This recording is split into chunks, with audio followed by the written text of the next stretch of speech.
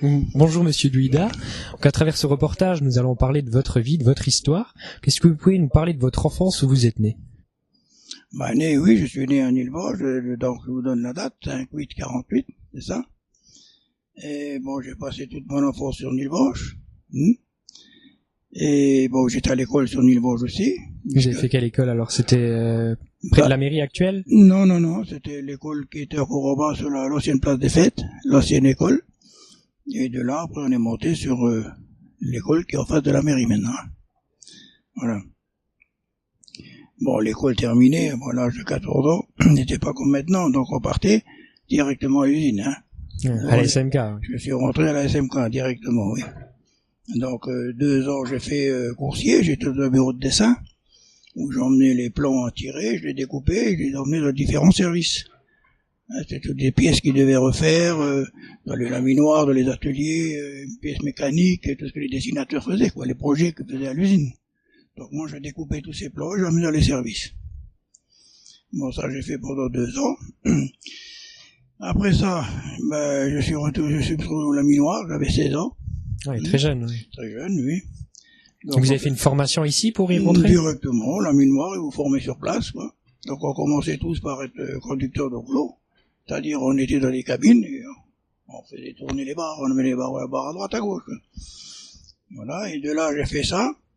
Après, je me suis retrouvé, je suis parti à l'armée, à l'âge de 18 ans. Et au retour de l'armée, je suis retourné à la SMK.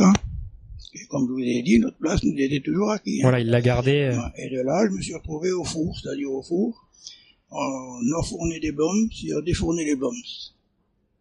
Ça, c'était au train 2, train 3, au laminoir. Là, il y avait des difficultés, c'était... Non, bon, la chaleur, on y était habitué, hein. Bon, et là, croyez-moi, qu'on travaillait, on travaillait, mais on gagnait notre vie, hein. C'était pas comme aujourd'hui. Quel serait le meilleur souvenir que vous en gardez de la SMK? La SMK, c'était une camaraderie. Hein, c'était pas du tout comme aujourd'hui. Et puis on tenait plus ou moins compte de ce que vous faisiez et ce que vous disiez. Bon, il y avait des grognards, c'est normal. Hein. Les anciens chefs qu'on avait, c'était des grognards parce qu'ils faisaient des concours entre eux de production. Oui. Donc ça ne marchait pas comme ils veulent, ils tapaient sur la table. Ça se passait comme toute autre chose. Hein. Voilà. Bon, après l'usine, je suis resté jusqu'à à peu près 22-23 ans. Et après, ça me plaisait plus, donc je suis parti en entreprise. On a changé de secteur. Voilà, j'ai changé de décor, oui, carrément. Et là, je suis rentré chez ETIP, c'était ETIP, sur Île-Vosges. Une bonne entreprise? Une bonne entreprise, oui. C'était une bonne entreprise. C'est pour dire que je ne parle jamais d'un patron, mais c'était un très bon patron. Oui. Que je respecte encore aujourd'hui. Et là, je suis resté, les 5-6 ans. Et après, je suis parti plus loin. Et j'ai pris la route. Là, je faisais un peu de route. Là, je suis rentré chez Solotra. Là, je roulais le fioul, je roulais l'acide. Et après ça aussi, on m'a fait une proposition, donc je suis retourné sur mes engins. Et théoriquement, j'étais conducteur d'engin quand j'ai appris chez ETIP. Hein. Voilà. Et à l'époque, quand vous étiez dans cette société, vous avez également participé à la création de la centrale de Catrum pour mettre le remblai, c'est ça? C'est quand j'étais à Solotra. Donc là, au début, donc là, je roulais aussi sur des camions pour dépanner, parce que tout le monde roulait, hein. Il fallait du monde. Donc, ils descendaient les gens plus ou moins des machines, des engins, pour donner un coup de main à rouler les camions. Mais on était tous polyvalents, hein. C'était pas comme aujourd'hui, une place stable. Non, on était polyvalents, il fallait savoir tout faire, quoi. Donc là, on a roulé sur le crassier de Île-Vosges, et là, on emmenait déjà la crasse sur Catnum. Là, c'est des quantités qui ont dû être acheminées. Oui. Et là, ça a duré 3-4 ans, cette histoire-là. Tous les jours, hein. Ah, bah, les gens du Conaquet, les anciens, ils doivent savoir quelque chose, hein. Vous avez vu toute l'avancée, alors?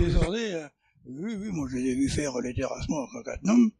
Et nous, on descendait carrément dans les trous, ils ont mis les réacteurs. Hein. Donc, on descendait cette crasse dans ces trous-là. Bon, après de là, on m'a fait après une proposition pour rentrer à la Sylve à Yorge. Et là, je suis reparti là. Pourquoi? Parce que j'ai pas quitté Solotra à mauvais terme, pas du tout. Je suis parti là parce que Solotra, j'avais pas d'heure. Hein, surtout qu'après, j'avais arrêté la crasse, je roulais en citerne. Donc là, on n'avait pas d'heure. On partait très tôt, avec l'acide, on rentrait, on savait pas que l'heure rentrait, on savait pas que l'heure repartait. Et donc, comme on m'a proposé à Sylve à Yorge, on faisait des postes. Et ça m'intéressait beaucoup. Pourquoi? On faisait matin, après-midi, parce que je faisais encore de l'aviculture. Donc, une passion que vous ça me avez. libérait pour m'occuper de mes bêtes. Donc, je faisais des lapins, poules, pigeons. J'étais au moins, on va dire, au moins une vingtaine d'années à la Société avicole d'Algrange, avec M. Dignès, qui est encore là aujourd'hui, qui est président. Et après, sur la demande de M. Victor Madeleine, il m'a demandé de monter une société sur Nilvange, que j'avais montée. Il était également président. Et on avait fait des expositions à la salle Jean Groupe du Conakry. Et là, vous continuez toujours aujourd'hui? Je fais plus d'exposition, j'ai plus le temps, mais avec les chevaux, j'ai plus le temps. Je vais pas tout faire. Donc, on avait fait l'aviculture avec mes filles, qui m'ont aidé. On avait fait plusieurs expositions sur la salle Jean Groupe du Conakry. Mais on ne faisait pas que ça. On faisait aussi des expos à l'extérieur. C'est-à-dire, on allait sur Thionville, ça c'était groupement. On allait à International de Metz. On allait jusqu'à l'exposition à Paris, la grosse exposition de Paris. On allait à Reims, on allait partout. Dans les Ardennes, dans tous les coins, on allait. Bon, ça c'était déjà l'agriculture que je faisais sur l'île. Bon, après, qu'est-ce que j'ai encore fait d'autre? Dites-moi. J'en ai fait. Et il y a eu les chevaux aussi que vous avez? Les chevaux, c'est venu après. Parce que là, vous avez un terrain donc où vous les êtes chevaux, actuellement. c'est venu après. Ça, c'est venu à partir de 2000. Mais comme ma fille s'est mariée, j'ai payé un cheval. C'est que là, tout a commencé avec les chevaux. On a commencé avec ça. Maintenant, on avait un petit terrain ici, on n'avait pas grand-chose comme place. Et petit à petit, avec M. Victor Madeleine, je me suis arrangé à ce qu'il me vende un bout de terrain ici. Et petit à petit, on est arrivé à agrandir le terrain, que j'ai fait moi-même, évidemment. Parce que le terrain n'était pas du tout comme ça à l'époque, hein. Vous avez fait pas mal de changements. J'ai fait 3 paliers. Mais 1, 2, 3 paliers. On peut pas faire en attenant parce que ça risque de partir. Bon, ça, c'était mon métier, je savais. Donc, on a fait tout ce terrain-là, j'ai mis plus de 3 ans à le faire. Alors, là, c'était tous les jours après le travail, un tous petit les peu. jours après mon travail, où je roulais le bulle sur le crassier, à Nilvange, évidemment, parce que j'ai fait quand même Machepie, j'ai fait Mézières, j'ai fait le SOS à Lorry, j'ai fait Volmeroche-les-Mines, Moulins, et Nimpère. Et j'ai terminé ma carrière sur Nilvange. Nilvange, et là, un souvenir, vous en gardez quoi? Moi, c'est Nilvange, je suis né à Nilvange, je me suis marié à Nilvange, j'ai eu les gosses à Nilvange, j'ai acheté à Nilvange, je suis toujours à Nilvange. Une vie à Nilvange. J'ai une vie à Nilvange. Et vous occupez quel poste ici au Crassier? Vous faisiez quoi? J'étais toujours sur mon bulle. J'étais toujours sur le gros bulle, c'est-à-dire la D10, la 100 tonnes, hein. Et j'ai terminé mon boulot là-dessus. Là, vous étiez nombreux à travailler ici au Crassier? Quand je suis venu ici, non, on était une dizaine. Bon, ils sont vers plus maintenant. Et après, toutes les matières, tout ce qui était d'ici, ça repartait ailleurs? C'était Oui, comment? non, c'était des produits finis. C'est-à-dire que on avait encore le gros cacassage qui était à Moyev. Donc, eux faisaient plus de produits que nous. Donc, nous, on faisait des produits différents. Les mêmes, mais ceux qui se vendaient le mieux sur Nilvange, c'était un petit site quand même, hein. Voilà. Alors maintenant, comme Moyev est terminé, donc il ne reste plus que Nilvange. Parce que ça a bien grandi depuis. Moyev, il n'y a plus rien, hein. C'est terminé, hein. Ça a été démonté, démoli, hein. Il n'y a plus rien, Moyev. Donc il ne reste que le site de Nilvange. Là, maintenant, ils vendent beaucoup, j'ai vu, sur le Luxembourg. Heureusement pour eux, parce que ça va très mal pour eux aussi. Et moi, j'ai terminé ma carrière là, ça fait maintenant 12 ans. Et maintenant, je m'occupe de notre passion, je m'occupe des chevaux. Voilà. Sur Nilvange, sur Nilvange, on fait beaucoup de boulot, mais ils me le rendent pas. C'est-à-dire que on n'a pas de fidélité avec les Nilvangeois, on ne sait pas pourquoi. Ils viennent pas, ils viennent pas voir. Non, ça je ne comprends pas pourquoi. Vous trouvez ça dommage? Ouais. Très dommage, oui. Parce que dans le but, on était parti aussi, on avait pris des poneys, un peu de tout, pour faire profiter justement aux gens de Nilvange, aux jeunes de Nilvange, vous voyez. Parce que nous, on avait fait des prix vraiment accessibles. Parce que vous êtes dans un club, vous n'arrivez pas. Et nous, on n'est pas club, on fait randonnée, vous voyez.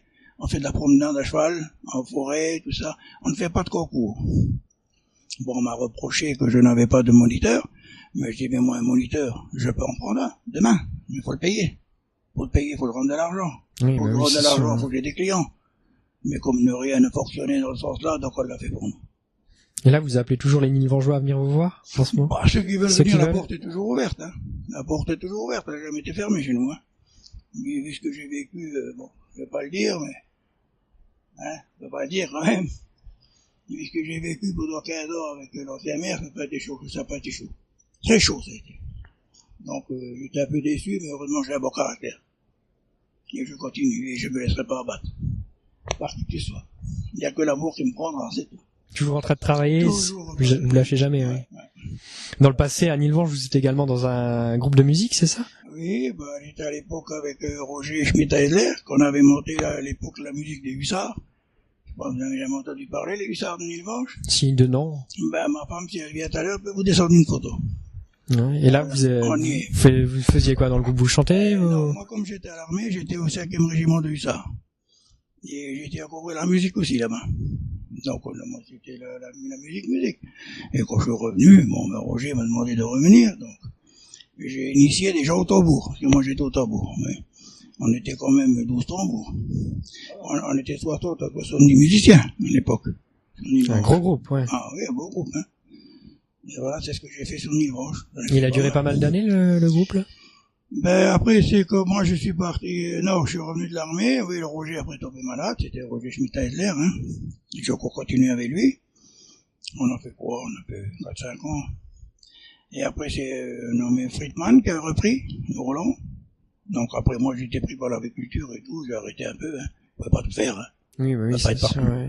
Et après, je sais pas ce que j'en ai devenu. Et à ce moment-là, quand vous y étiez, vous jouez qu'à Nilvange ou sur la vallée? Non, on allait faire aussi comme on appelle ça, on allait dans les communes, dans les villages, on faisait des petits festivals comme ça. On allait à droite, à gauche, on jouait un peu partout. Non, on sortait beaucoup, hein. On prenait carrément des bus et on partait, hein.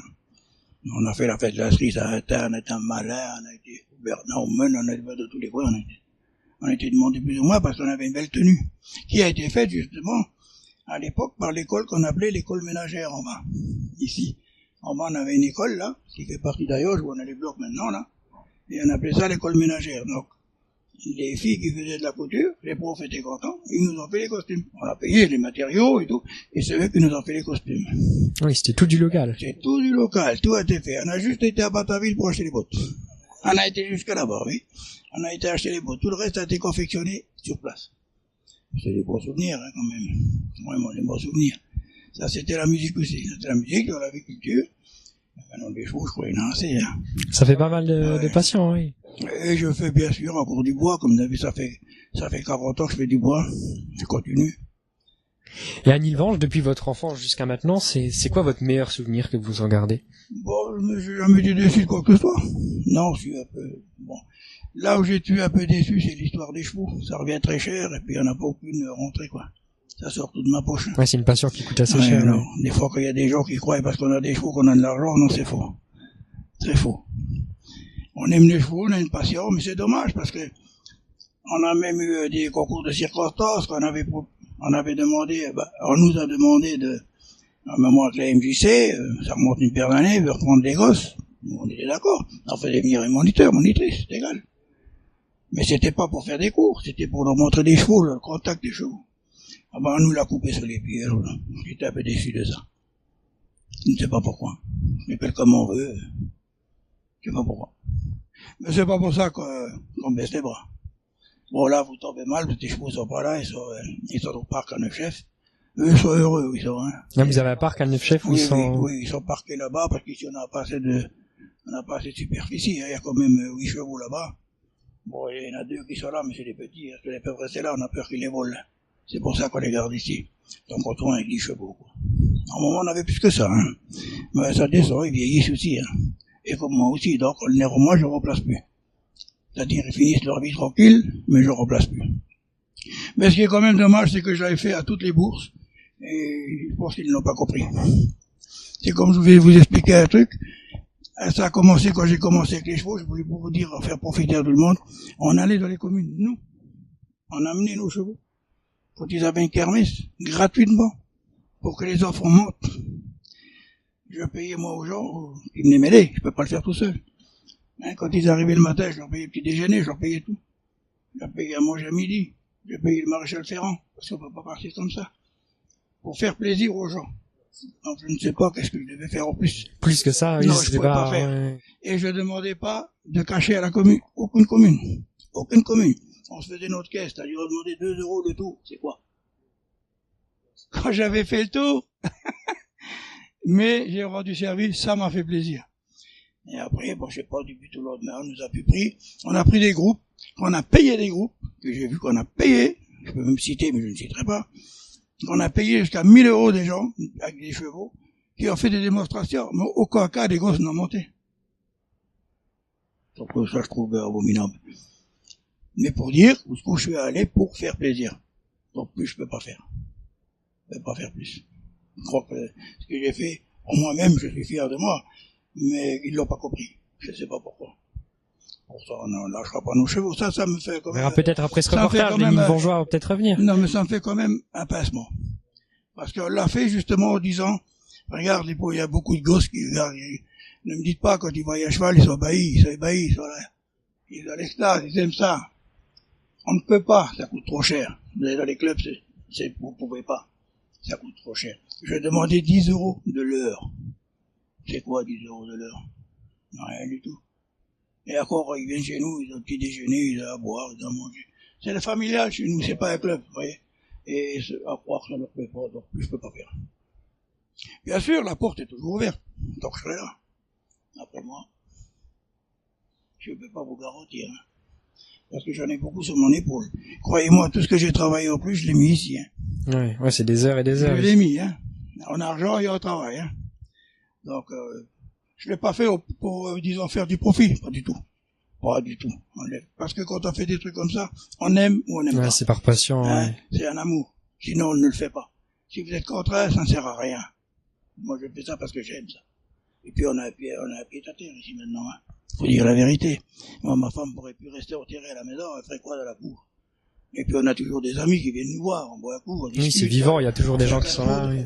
Oui, il y a toujours quelque chose. Mais où c'est un peu désolant, c'est pour les gosses. Et ça me fait vraiment, ça me fait mal au cœur. Parce que tout ce que j'ai pu faire à Nilvange, ça a toujours bien marché. Et ça n'a jamais marché, je sais pas pourquoi. Ça va peut-être encore changer. J'espère que vous dites vrai. J'espère. Voilà. On se quitte sur ce grand parcours que vous avez réalisé, hein. Ouais. Toujours en train de travailler, vous arrêtez jamais. Oh ben non, j'aurai le jour où je serai obligé. Quand ça me mettra dans la boîte. Je vous remercie pour cette interview. C'est moi qui vous remercie.